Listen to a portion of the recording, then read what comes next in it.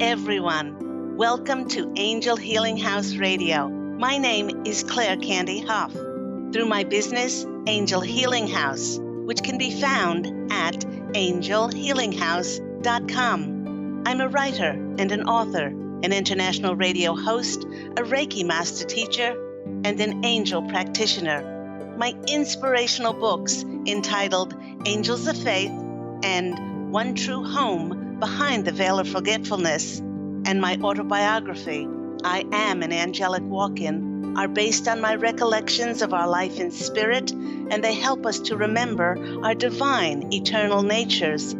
Through Angel Healing House, I help people to let go of sadness, anger, bitterness, resentment, and regret that has kept them locked in the prison of the past, and I help them to let go of worry, stress, and control, which has kept them focused on an imagined future.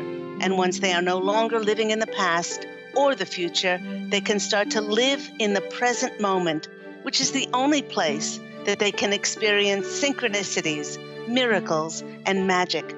As an angel practitioner, I help people to see their lives from a higher perspective with the help of an extraordinary group of angels who call themselves the Posse of Angels.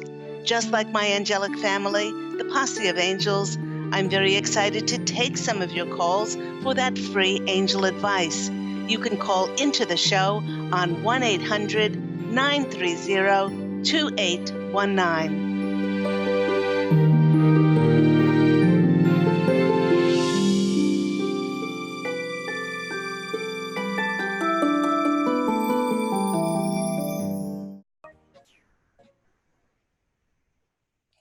Hello, everyone, and welcome. Welcome to the Dr. Pat Show. I'm not Dr. Pat. My name is Claire Candy Hough, and when the lovely Dr. Pat asked me to host her show, I jumped in to allow her to have some much-needed R&R over the holidays. As if you know Dr. Pat, you know that she gives so much to many others. So here we are, everyone. 2 days to go before Christmas. And if you're like me, you will have bought all your presents and sent all the packages and cards near and far by December 1st. I know, it's disgustingly organized. Yet, there are others who really enjoy the last minute hustle and bustle of shopping and preparing for the holidays. And you know what? Being an early bird is not always a good thing, as there are certainly more bargains to take advantage of the closer one gets to that date of December 25th. Now, there are others who may not be celebrating and may choose to calmly watch others racing around like ants as they sit back and basically let this time of the year just take care of itself. Whatever you are choosing to do at this time of year, my angelic family, who many know are called the Posse of Angels, and I wish that you remain safe, especially in icy, snowy areas of the globe, and that you and your loved ones remain in good health. And if you listen carefully, that's the clock, and it's ticking down. It's not only a week away to a whole new year, but it's a week away to a brand new decade. I can't believe it. That is unbelievable. And to quote a song, what a difference a decade can make. When I look back over the previous 10 years, I am in absolute awe of how many of my dreams manifested and what enormous changes transpired in my life. Within the last decade, I created my weekly Angel Healing House radio program in January of 2012, which is now going into its ninth year. I just can't believe that. Being a host on the lovely Transformation Talk Radio here has allowed me to take advantage of the new technology, not only as being a radio host, but going live on Facebook Live TV. Within the past 10 years, I've published five books, which include 2 audiobooks that I narrated and voiced characters for, along with professional voiceover actors. And my huge dream of becoming a #1 best-selling author was realized with my 2 books, One True Home, Behind the Veil of Forgetfulness. There it is with me as the angel on the cover. And the sequel to it, which is I Am an Angelic Walk-In, the autobiography of Angel Ariel.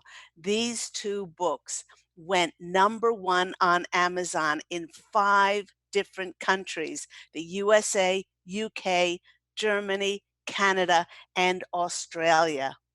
And while these professional achievements brought me such great joy, I also look back over the previous decade. I see how much I've grown, how much I've changed. 10 years ago, I was really unbalanced, giving so much of my time, my effort, my finances to others, and my health suffered. Now, having learned to honor and respect myself and to create healthy boundaries for balance over the last 10 years, I create time for self care, to sit in quiet reflection, and generally, I make time to create peace for my well being. And it's shown in my relationships, it's shown and particularly in my relationship with myself. And it's my life has just become so much more in balance. Now, the Posse of Angels, this is my angelic family, and I want for you listeners, think back over the last 10 years to different areas in your life. Okay, just take a few moments and to see how much you've changed and what think back what you have manifested to yourself. Okay. Have your relationships changed with others? And just as importantly, the relationship you have with yourself. Has that changed? Have you um, have some of your dreams, have some of your dreams manifested, or are they still unrealized, creating with you a great deal of frustration in your heart? With so many of us living lives of conscious awareness, we know that everything is energy. Everything that we do is an energy, and that each one of us is creating our realities with the energies behind the words we speak, the thoughts we think, our actions, and the feelings we choose to hold in our hearts. And yet, if we only know this from an intellectual point of view, and we don't take any inspired action to create something different in our lives, creating some different energies, then because the laws of cause and effect, nothing much will transpire differently in our lives. And it's this mental programming of rationally trying to figure life out that is a lot of people spinning their wheels and forcing and pushing a logical agenda rather than letting go of expectations to easily follow the intuitive signs and messages sent by God and your angels to passionately co create your life. Your intuition, the urge in your heart, your heartfelt feelings at this stage in the collective consciousness is your best barometer as to what to action next. You know, it reminds me of a client who was finishing up writing her book in 2015. At the same time, I was finishing up writing my novel. I wasn't writing that one. One True Home, Behind the Veil of Forgetfulness. And now that her book was completed, she wanted an angel reading with me to see how Spirit was going to provide her with a publisher. Those were her words. Now, in the reading, her angels and spirit guides made no mention of a literary agent or a publisher, but they excitedly congratulated her on finishing the book, and they told her to self-publish it and shared that she should start writing a sequel to it. At that point, she had no idea there was going to be a sequel to her book. Well, suddenly she got very quiet and angry and she started to fume. She said, "You tell God and the angels that until they bring me a publisher who's going to pay me money to publish my book, I am not going to write one word of any other books." And, from a logical point of view, I could easily see her frustration. She had previously been a successful writer on TV shows, but she had not been able to get work in the industry for 6 years. She was frantic for money, and her desperate energies of lack and scarcity pervaded every area of her life. She couldn't pay her rent. She couldn't pay for food. Her relationships with her family were argumentative and full of blame, you know, pushing the river of life, choosing to force and control how God and the angels had to fill her agenda, kept away all kinds of miracles, abundance, and riches that were hers and hers alone. If she had followed Spirit's urgings to trust, to trust and faithfully write her sequel, the Posse of Angels shared with me that it would have opened more avenues of abundance in all forms and in all areas of her life. Now, on the flip side of that, when I completed my second book, One True Home, I asked the Posse of Angels what I should do next to promote the book, and they clearly said to me, self publish it and go write the sequel. At that point, I too did not know that there was going to be a sequel. Now, being a faithful servant, very trusting servant of God, and not second guessing what is in God's heart or in his or her mind, I faithfully wrote the sequel. I Am an Angelic Walk-In, the autobiography of Angel Ariel. And everyone, it was channeled so quickly that it was written in just 4 months. And it was published and released exactly a year to the date that my previous book was published.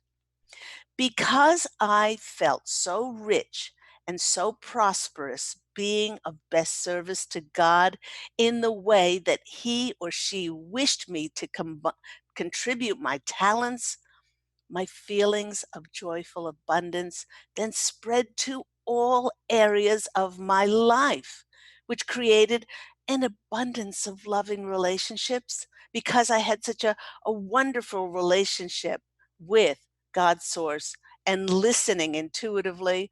An abundance of financial opportunities sought me out, and an abundance of connections to foster and grow this ever expanding abundance of me as an author.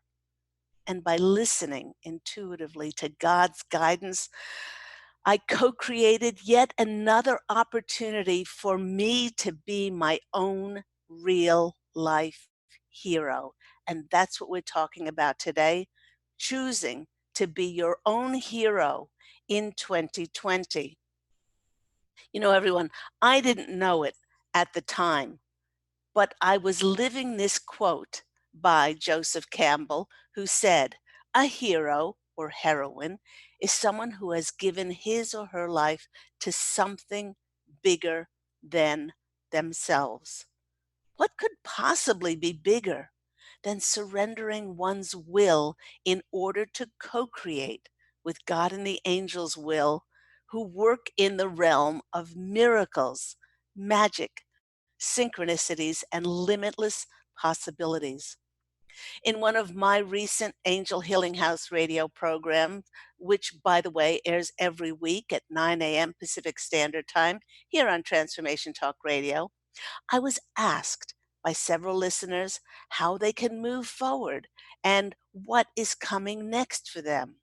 Well, the Posse of Angels emphasized that we, as a conscious, enlightened collective, we no longer have to wait for any person, any hero in authority, or wait for any group, organization, or guru to give us the green light on what to do next in order to move forward.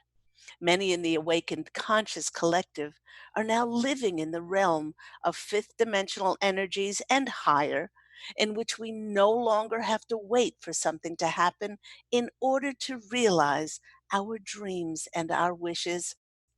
The reason for this is that we recognize ourselves as powerful, multidimensional beings who are creating our realities in every moment with our carefully, consciously created energies. It is through our intuitive, heartfelt feelings and excitement to create something that will be our best barometer as what to action next. Now, if you're a person who has relied quite heavily on trying to figure life out and being told what to do rather than following your inner intuitive knowing, I guess you might feel frozen and paralyzed as to making some kind of movement forward. And what is increasing this frustration in many is that what they may have done up until now is no longer working for them. And it seems like it's past its use by date. And no matter how much they push and they force an outcome, it simply is not happening. And, dear ones, if this is happening to you, it means that a brand new something is on the horizon. And we need to really drop down to our hearts and ask ourselves, what do we love doing? And then to find ways to access that and create around it. Now, in this and believe me, when you get that intuitive hit, it may be not logical at all, it may be completely irrational. In this regard, it reminds me of that film Field of Dreams with Kevin Costner. Just if you don't know about it, Kevin Costner hears a voice that whispers to him, build it and they will come. Now, for Kevin Costner, who is a lover of baseball, this involves plowing up good, usable, income producing fields on his farm to build a baseball field out in the middle of nowhere. Listening to this voice, the voice of God, goes against all rationale and all logic, but this burning desire and urge within him is much stronger than any rational thinking. And once he follows his strong intuitive feelings, the crowds pour in to support it. And let me tell you, this is the way that we create our realities as we go into 2020.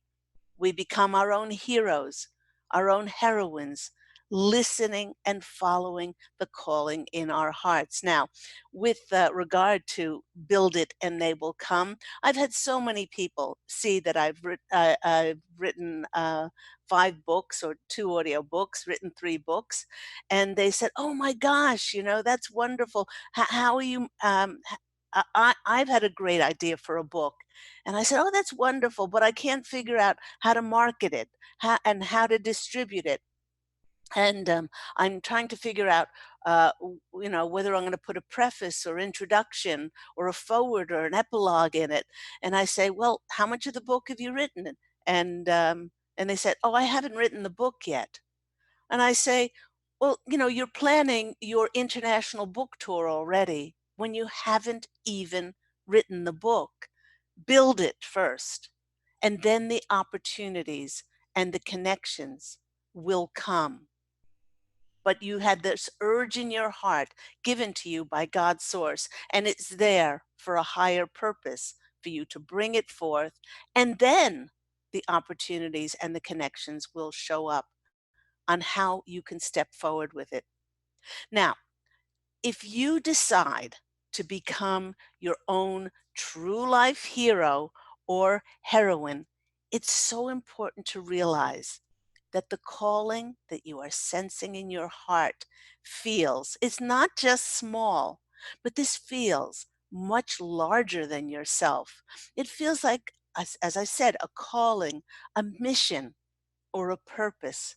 It's much grander than simply doing it for your personal gain. The reason for this is that it was divinely given to you and you alone to not only serve yourself, but to share it with the world to serve others. You know, I've heard from many clients who have been successful in the corporate world, and the feelings in their heart were driving them out of that corporate world and into the healing arts. Yet, having been told their whole life that making more and more and more money and climbing up the ladder of success was their goal, that their physical and emotional health suffered greatly. Once they stepped forward into taking inspired action toward what they were intuitively guided to pursue, their health dramatically and drastically improved. But when you decide to step forth as your own real life hero or heroine, there are several cautions here. Firstly, when you decide to put on your hero's or your heroine's cape, not to save the world, as the world does not need saving, but to be of service to a larger and grander ideal, be prepared for some backlash. Now, this is especially the case if you've established yourself to be seen and recognized in one particular area. For example, when my clients who worked in the corporate world told their families that they were leaving their big business jobs and following that inner urge to go into the healing arts, they were said to be mad, to be crazy, to give up their so called secure salaries. The important point is to remember that this calling inside of you it just fuels your abundant energies and then will create abundance in all areas of your life. There is another caution here in that your bravery at passionately creating and forging a brand new path of service, it might really tick some people off. It might make them envious and jealous of your actions because they don't have the courage to follow the intuitive, heartfelt longings. And the last caution is that if you decide to follow this inner, divinely given urging, you may be perceived to be a little bit cuckoo, a little bit woo woo, a little bit different, strange, and odd from others. And that's okay. In this category of being a hero, I would put a man who championed and touched the hearts of a whole generation. And he did it just by being exactly who he was. In the last few weeks, everyone, my husband Pete and I saw the movie. It's a beautiful day in the neighborhood with Tom Hanks. And we also then saw the documentary, Won't You Be My Neighbor, about the children's TV host, Mr. Rogers. I had the absolute blessing, the great fortune for my children to grow up watching Mr. Rogers and his homespun, some would say his old fashioned way of caring and truly listening to others. His quiet, slow, compassionate, and invested approach to being sensitive to his audience was made even more evident when compared with the loud, fast moving, slapstick, violent humor that was so evident on TV as it showed children getting slimed and hit in the face with pies. This kind and gentle man saw not only children, but but all people. He saw all people as important, and he made kindness, being gentle and compassionate his ministry. his ministry. Now, one could add animals to this list because in the documentary, it shows Mr. Rogers meets with Coco, who was the signing gorilla, taught sign language, and Coco expressed love and signs how much she loves Mr. Rogers. It was so heartwarming. Mr. Rogers was a wise adept at communicating this love, and he told a whole generation that they were special, just the way they are. This was not meant as a sort of entitlement, that they didn't have to work hard and diligently for their dreams, but that each of us is unique. And as such, is each one of us is of great value and worth. Think about that. Each one of us is of great value and worth. You know, while Fred Rogers was an ordained minister, and he did have a deep interest in child psychology, he had a very singular approach, practicing a kind of humanism that expressed itself as a commitment to everyone's dignity. He believed children's emotions were important to address and talk through, and he devoted his whole life to doing just that. What struck many people as so extraordinary was that Mr. Rogers was basically the same person off camera as he presented himself to be on camera. As this is so unexpected with so many people who are on TV, with the channels overflowing with shows about competing against one another, whether there's a competition in singing, a competition in dancing, a competition in athletics, a competition in all kinds of areas, and even cooking. Or on the flip side of that is panel TV talk shows that thrill people with gossip and putting down and judging and criticizing others, what people choose to do, what they choose to wear, and they comment on what they eat and who they're with. The documentary exposed what a vast wasteland television is when it comes to programs that readily set out to touch the human condition. And Mr. Rogers addressed the human condition and touched our hearts by simply being an example of interacting with kindness towards people of all ages and races and cultures, because each one of them had an inherent intrinsic worth and value. It was so deeply heartwarming to see children and parents well up with tears when they met with him, as he had such a profound effect on their lives. But on the other hand, it is jarring as it brings into light how much his simple message of valuing another person still makes sense, and how little it is evident in our technologically fast paced world. The film resurrects the need for old fashioned goodness, and it reminds all of us that being nice is not a weakness, that speaking with care is a thing we do simply because we believe that the person we are talking to is a human being with value, worth, and dignity. That this soft spoken, gentle hero and his wonderful message spotlighted the great need for everyone to be more invested and focused on just being kind. You know, everyone, with it coming up to the end of the year, as we enter into a whole new decade, it would be wonderful if we all devoted our time to bring back some of Mr. Rogers' old-fashioned kindness and make dignity, respect, and caring about our neighbors fashionable again. The funny thing is that if we set the intention to be heroes in our life, thrive where you are planted, and courageously serve a greater good, then we will draw opportunities and connections to ourselves to step into that role of being a hero in our lives and in the lives of many others.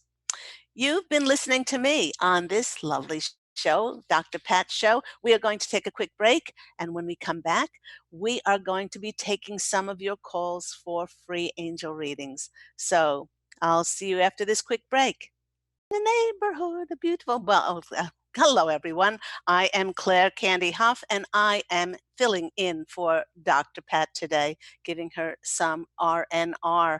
And right before the break, we were speaking about Mr. Rogers and how he was a real life hero to so many people, and he did it just the way he was.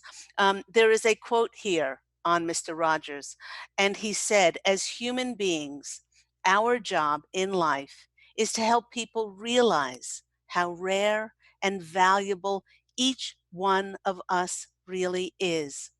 That each of us has something that no one else has or ever will have, something inside that is unique to all time. It's our job, each one of our jobs, to encourage each other to discover that uniqueness and to provide ways of developing its expression. And one more thing before we leave the real life hero of Mr. Rogers. He was speaking at a commencement and speaking to college graduates. And he said, so many people have helped me, have helped him come to this night. Some of them are here, some are far away, and some are even in heaven. All of us have special ones who have loved us into being. And he asked the audience, he said, would you just take along with me 10 seconds, 10 seconds to think of people, your heroes, who have helped you become who you are. And listeners, I want you to do that with me now. I've got my watch, I'm looking at it, I'm going to tick off the 10 seconds. Watch it. I want you to think of someone who has loved you into being. On your mark, get set, go.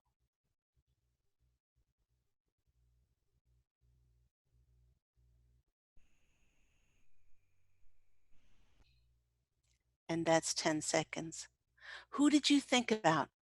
I thought about my beloved husband, Pete, who supports and encourages and loves me into being for just being who I am. My wonderful mother, who's almost 90 years of age, and my dad, who is very much with me every single solitary second, even though he passed away 3 years ago. Whomever you thought about, how pleased they would know, they must know, to have made the difference you feel that they've made for you.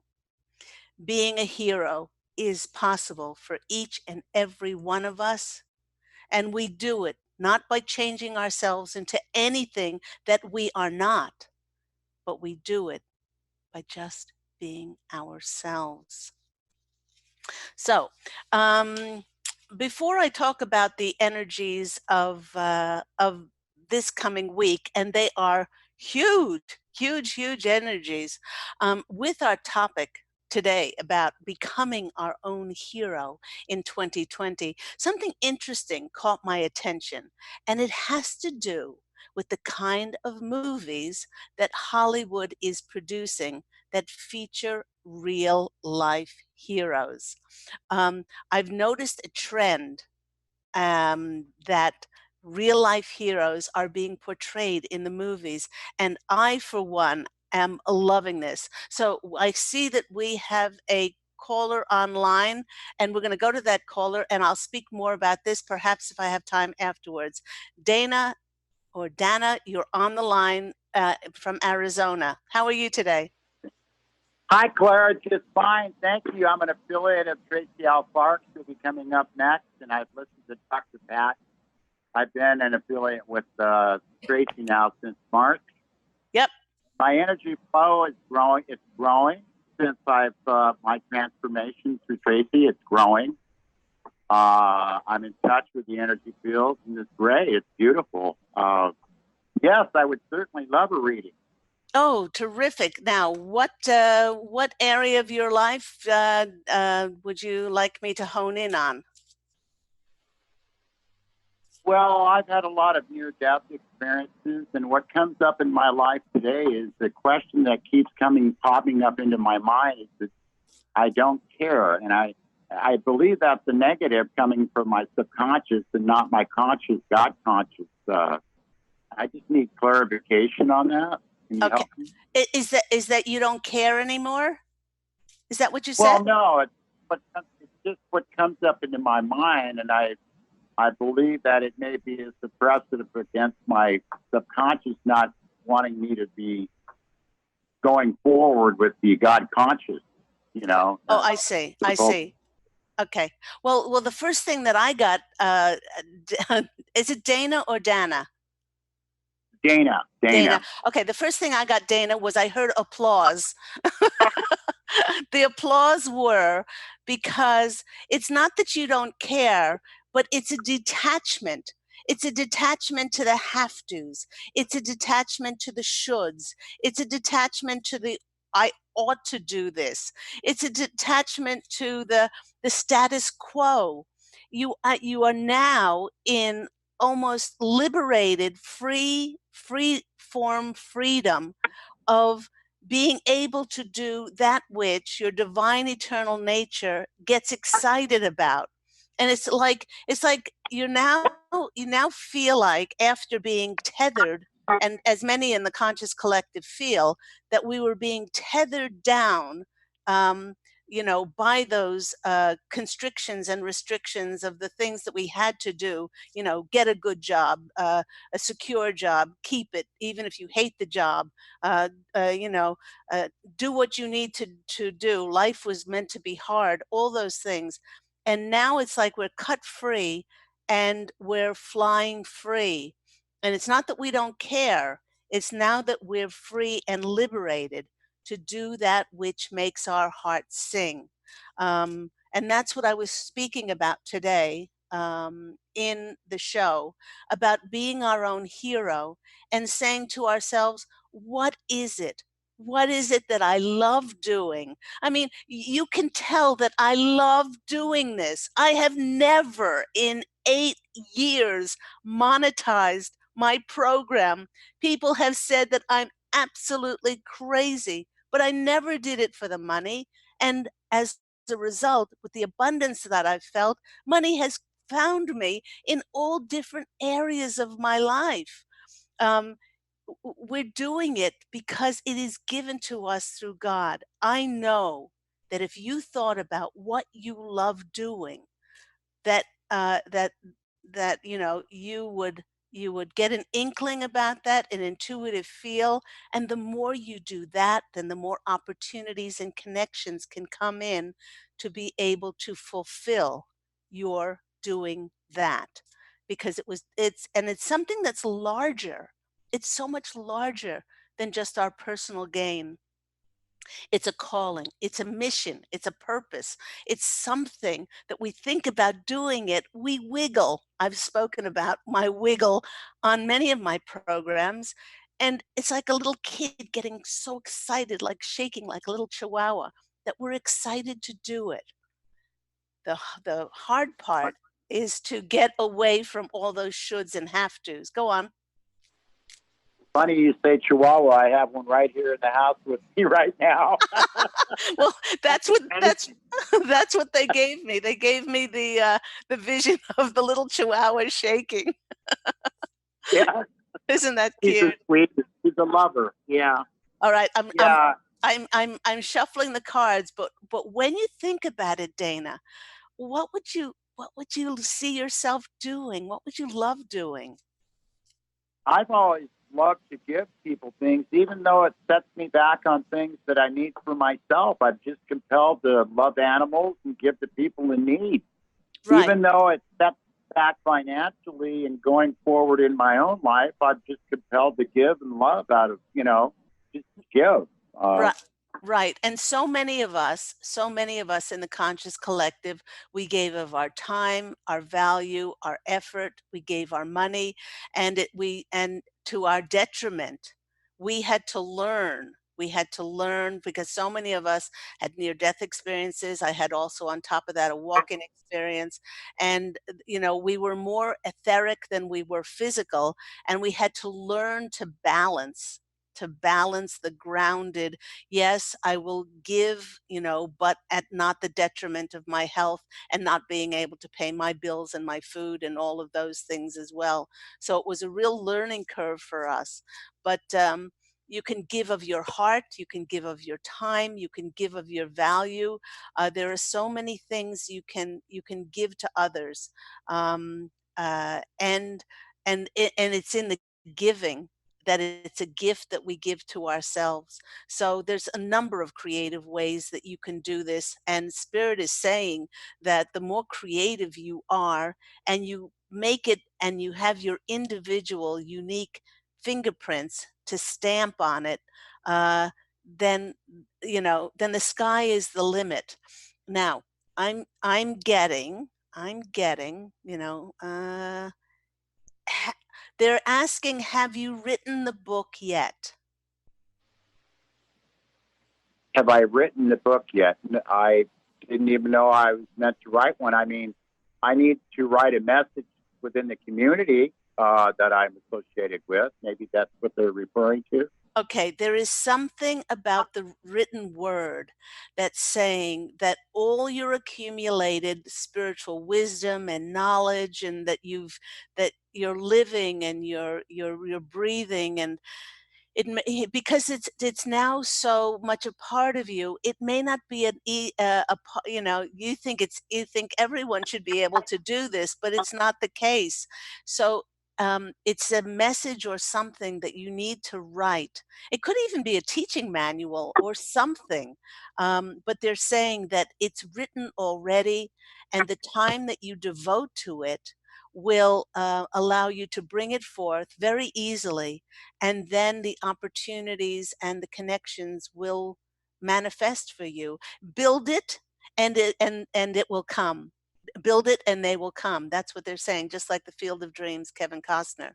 I So, watched I watched the movie periodically. I've watched it about a dozen times. Yeah. oh my.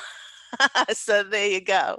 All right. The first card that's coming out for you is the Two of Cups. The Two of Cups, of course, is the partnership card. This is, I feel like with this creativity bubbling up inside of you, and you getting very excited about how you're going to passionately develop these things that you're going to be doing, you're going to be writing and also giving to others. It's going to be then bringing you people to collaborate with, bringing you people that you can partner with as well. Well, So I do know there's a very strong message that I need to send out within my own community that would probably bring the whole community much closer together than they are today. I then mean, that, this has been on my mind for days. Yeah, I okay. need to produce that. I believe it'll be fruitful. Yes, yes, and the Posse of Angels saying yes, absolutely. The twos are about bringing things together. It's about having this feeling inside of your heart, and then having some actioning it to then bring forth your um, what is what was I going to say? Your the results of that. But we have to do Well, the action first. the people in the community, they're just not voicing enough communication with one another on what needs to happen within the community to bond them closer together in God's love. And it needs to be brought together. And I believe that I'm the one that's supposed to start the message to start that. And I feel very that. So Absolutely, absolutely. They're saying you, well, okay, you were chosen for this.